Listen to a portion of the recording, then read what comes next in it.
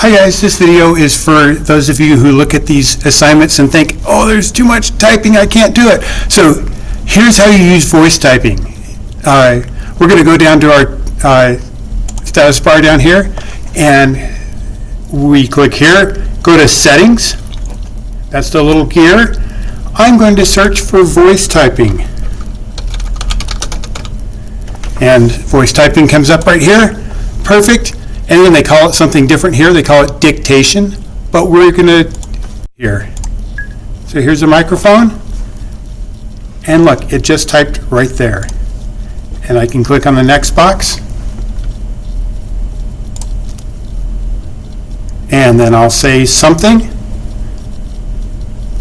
So you can get through the typing really quickly this way.